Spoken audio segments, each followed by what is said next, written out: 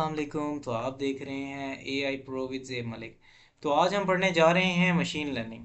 Introduction to machine learning आज हमारा topic है। इसमें हम जानेंगे मशीन लर्निंग क्या है, किधर यूज़ होती है। तो चलें लेक्चर को स्टार्ट करते हैं। सबसे पहले पहले what is machine learning. Machine learning होती क्या है? मशीन लर्निंग एक सबसेट है आर्टिफिशियल इंटेलिजेंस का, जो कंप्यूटर को इनेबल करती है कि वो सीखें, डिसीजन लें डाटा से बगैर एक्सप्लिसिटली प्रोग्राम किए हर टास्क के लिए। ट्रेडिशनल प्रोग्रामिंग के अंदर क्या होता था कि हम अपने अपने कंप्यूटर को इस तरह ट्रेन करते थे कि हम उसे एल्गोरिदम देते थे और हम उसे बता देते थे कि आपने ये काम करना है और वो टास्क परफॉर्म करता था। जबकि मशीन लर्निंग में ये होता है कि हम उसे बहुत ज़्यादा डाटा देते हैं, जिस तरह इंसान सीखते हैं उसी तरीके से। तो वो उस डाटा पे लर्न करके कुछ भी, मतलब जो हमें एक्सपेक्टेड एक्सपेक्टेड आउटपुट चाहिए होती है वो सीख लेते हैं। ठीक है। तो हम मशीन लर्निंग क्यों इस्तेमाल करते हैं? हम उसे डायरेक्टली प्रोग्राम क्यों नहीं करते? हम मशीन लर्निंग इसलिए इस्तेमाल करते हैं क्योंकि वो डाटा पे प्रोग्राम होता है, इसमें पैटर्न्स बनते हैं जिसे मशीन रिकॉग्नाइज करती है और फिर वो उसे इम्प्लीमेंट करती है। अगर हम एक्सप्लिसिटली प्रोग्राम करने लग जाएं तो हम पूरी ज़िंदगी गुजार देंगे एक सिंपल एआई बनाने के लिए। ठीक है। तो की कैरेक्टरिस्टिक क्या है? तो ये क्या करता है? लर्न फ्रॉम डाटा, डाटा से सीखता है। इम्प्रूव परफॉर्मेंस ओवर टाइम, वक्त के साथ साथ इसकी परफॉर्मेंस में बढ़ोतरी होती है। Makes prediction on new data, जो इसे हम नया डाटा देते हैं, जो अनसीन डाटा होता है उस पर प्रिडिक्शन करता है। ऑटोमेट डिसीजन मेकिंग प्रोसेस, और ऑटोमेटिकली डिसीजन मेकिंग करता है, यानी कि इसे बताना नहीं पड़ता कि आपने ये काम करना है, ये खुद ब खुद ही वो सीख लेता है डाटा पे जो हम जिसके थ्रू हम इसे ट्रेन करते हैं। ठीक है। फिर हमारे पास इसका एक बहुत ही बेहतरीन एल्गोरिदम है जिसे हम कहते हैं लीनियर रिग्रेशन। लीनियर रिग्रेशन में क्या होता है कि मिसाल के तौर पे हमारे पास डाटा पड़ा हुआ है, ये आप तसव्वुर कर लें कि जैसे हाउस प्रोडिक्शन का डाटा पड़ा हुआ है। इसमें क्या है कि ये हमारे पास एक एक्स एक्सिस है और एक वाई एक्सिस है। एक्स एक्सिस पे हमारे पास इसकी कीमतें पड़ी हुई हैं, वाई एक्सिस पे हमारे पास इसका एरिया पड़ा हुआ है कि जैसे ही एरिया बढ़ रहा है तो हाउस की कीमत भी ग्रेजुअली इंक्रीज हो रही है, यानी 5 मरले का घर इतने का था तो 10 का इतने का है, और इस तरह ये ग्राफ प्लॉट हो रहा है। तो हमें अपने मशीन लर्निंग मॉडल को सिखाना है कि वो ये प्रिडिक्ट कर सके कि आखिर ये किस तरीके से प्रिडिक्ट हो रहा है, और इसके बाद जो न्यू डाटा आएगा कि 100 मरले का घर मिसाल के तौर पे यहाँ डाटा में नहीं है, मैक्सिमम 90 है, तो ये प्रेडिक्ट कर सके 100, 110, 111 मरले का घर कितने का होगा, या फिर मिसाल के तौर पे 11 मरले का घर कितने का होगा। और तो इसकी प्रेडिक्शन के लिए हम भी इस मॉडल का इस्तेमाल करेंगे। तो लर्निंग से पहले क्या होता है कि हम एक लाइन ड्रा करते हैं जो बिल्कुल सीधी सीधी होती है बगैर किसी उसके। तो ये लाइन किसी काम की नहीं है, हमें बेस्ट फिट लाइन चाहिए होती है, ऐसी लाइन जो तमाम पॉइंट्स को कवर करते हुए गुजरे। तो हमारे पास best fit line after learning कुछ इस तरह दिखेगी। हम इस एल्गोरिदम को बाद में पढ़ेंगे डिटेल के साथ, जिसमें आपको इसकी ज़्यादा अच्छी समझ आएगी। तो चलें फिर आगे चलते हैं। टाइप्स ऑफ मशीन लर्निंग में, टाइप्स ऑफ मशीन लर्निंग हमारे पास बेसिकली तीन है। और तीन है। एक है सुपरवाइज लर्निंग। इसमें क्या होता है? इसमें लेबल डाटा होता है, क्लासिफिकेशन परफॉर्म की जाती है या रिग्रेशन परफॉर्म की जाती है। लेबल डाटा किस डाटा को कहते हैं? लेबल डाटा एक ऐसा डाटा होता है जिसके अंदर हमारे पास रोज़ और कॉलम्स होते हैं, और कॉलम्स को कोई एक स्पेसिफिक नाम दिया जाता है। फॉर एग्जांपल हमारे पास एज है, हमारे पास और चीज़ें हैं, हमारे पास एज है, हमारे पास नेम है, ये हमारे पास लेबल डाटा कहलाता है। और अनसुपरवाइज लर्निंग के अंदर हम नो लेबल डाटा देते हैं, यानी कि ऐसा डाटा जिसका कोई लेबल नहीं होता, हम सिर्फ डाटा उठा के पकड़ा देते हैं, वो उस डाटा के रिलेशन के थ्रू हमें आउटपुट डिराइव करके देता है, यानी जो करीब करीब डाटा है। तो इसके एग्जांपल क्लस्टरिंग है जो हम अभी आगे देखेंगे। और रीइंफोर्समेंट लर्निंग में क्या होता है? इसमें रिवार्ड या एक्शन बेस्ड लर्निंग होती है। इसमें क्या होता है कि मिसाल के तौर पे हमारे पास एक रोबोट है, वो रोबोट अगर गिरता है तो उसे नेगेटिव पॉइंट मिलेंगे, अगर वो सही चल रहा है तो उसे पॉजिटिव पॉइंट मिलेंगे। तो अगर उसे नेगेटिव पॉइंट मिलेंगे तो वो अगली दफ़ा अवॉइड करेगा कि वो नीचे गिरे।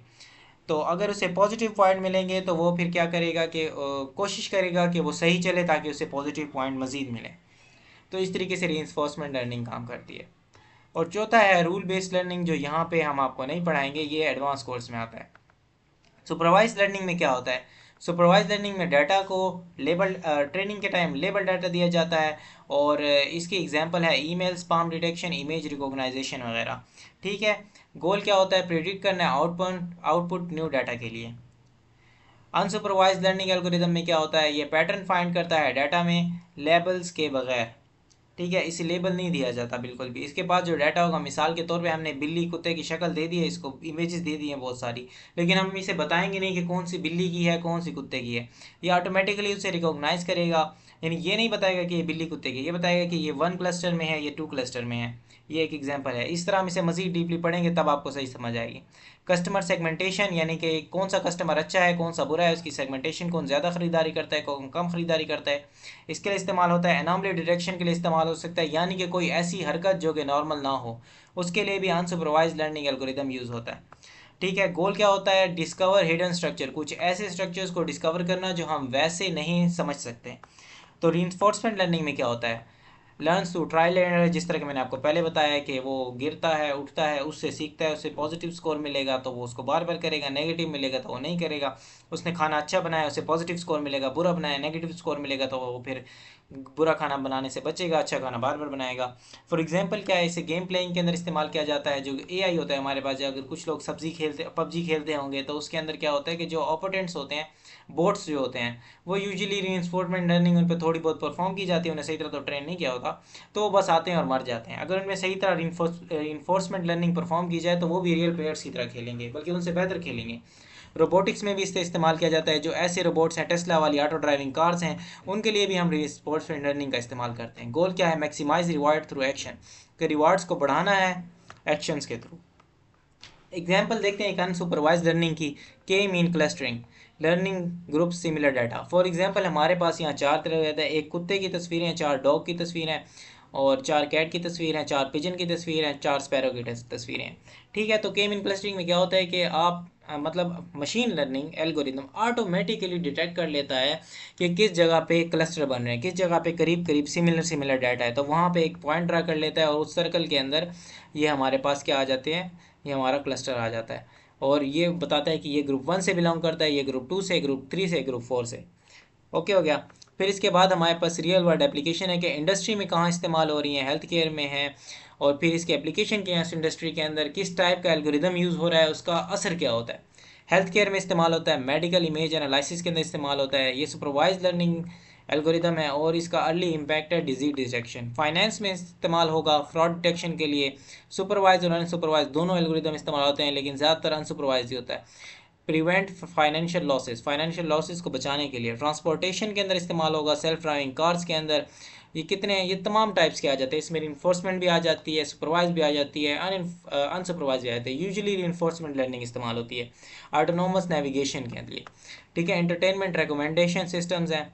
ठीक है, एंटरटेनमेंट के जो बताते हैं कि आपने नेटफ्लिक्स पे अगली मूवी ये देखनी है, तो वो भी हमारे पास सुपरवाइज अनसुपरवाइज लर्निंग के तौर पे यूज़ होते हैं। और ये पर्सनलाइज कंटेंट देता है जो कि यूज़र्स को बहुत पसंद है। जिस तरह के आप इंस्टाग्राम पे रील्स देखते हैं तो वो आपको इस तरह की रील दिखाएगा कि आप ना देखते ही रह जाओगे जब तक कि आप थकते नहीं हैं।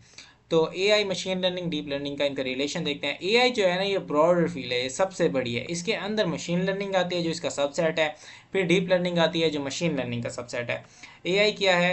ये क्या है? मशीन को स्मार्ट बनाना है ताकि वो ह्यूमन लाइक डिसीजन ले सके। मशीन लर्निंग क्या है? ये सबसेट है एआई का जो कि डाटा से सीखता है। और डीप लर्निंग क्या है?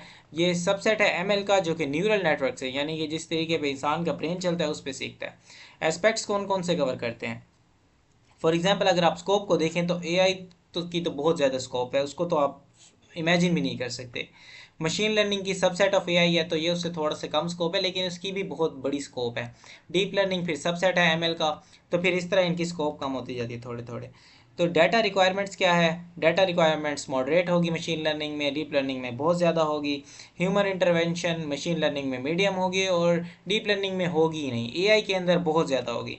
प्रोसेसिंग पावर्स जो है ये मॉडरेट होगी मशीन लर्निंग की, और डीप लर्निंग की प्रोसेसिंग पावर बहुत ज़्यादा होगी, यानी कि आपको ट्रेन करने में डाटा बहुत ज़्यादा लग सकता है। तो आज के लिए इतना ही, मिलेंगे अपनी नेक्स्ट वीडियो में, वहाँ मैं आपको एक्सप्लेन करूँगा कि सुपरवाइज लर्निंग के मॉडल कौन कौन से हैं, किस तरह काम करते हैं, अनसुपरवाइज लर्निंग कैसे काम करती है। अगर आप एआई के अंदर एक्सपर्ट बनना चाहते हैं तो चैनल को लाइक सब्सक्राइब लाजमी कर दीजिएगा।